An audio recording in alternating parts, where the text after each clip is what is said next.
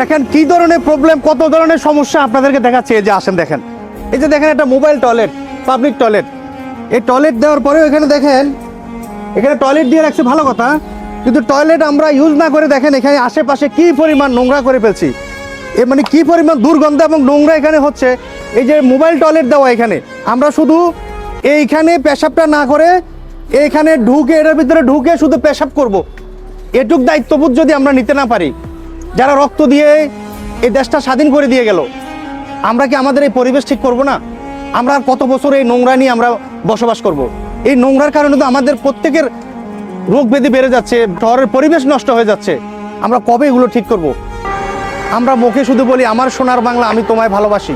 আমার দাদাও চলে গেছে যে পথে, বাবাও চলে গেছে সেই পথে, আমিও চলে যাচ্ছি সেই পথে, কিন্তু এগুলো কি আর ঠিক হবে না?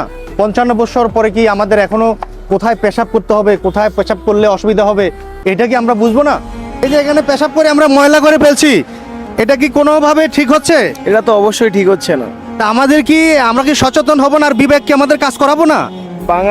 বাঙালির নিজের মধ্যে সচেতন বোধ নাই। আমাদের কর্তৃপক্ষের নিকট আকুল আবেদন, এই যে পুলিশ স্টাফ কলেজ, এটার বিপরীতে এখানে পেশাবখানা, প্রস্রাব করে ময়লা করে এত পরিমাণ নোংরা করে রাখা আছে, ভাষায় প্রকাশ করার মতো না। দেশ আমাদের, এই মাটি আমাদের, পরিবেশ আমাদের, মানুষ আমাদের, সবই আমাদের। কেন আমরা ঠিক করতে পারবো না আমার জানা নাই। তাই কর্তৃপক্ষের দিকে নজর দেওয়া উচিত, এবং আমাদের যারা সাধারণ মানুষ যেখানে সেখানে আমরা মলত্যাগ করছি, পরিবেশ নষ্ট করছি, আসুন নিজে থেকে অন্তত পরিবেশ যেন ঠিক থাকে, পরিবেশ যেন ভালো থাকে, আমাদের ভবিষ্যৎ প্রজন্ম যেন আমরা ভালো একটা পরিবেশ দিয়ে যেতে পারি, কাজ শুরু করে দেই। যে যেখানে আছে আশেপাশে এই নোংরা আবর্জনা থেকে পরিবেশকে রক্ষার্থে আমরা অবশ্যই এগিয়ে আসা উচিত। আজ যেতে হবে, তবে আবারও আসবো বিবেকের কোনো না কোনো বিষয় নিয়ে। সেই পর্যন্ত সবাই ভালো থাকবেন। আসসালামু আলাইকুম।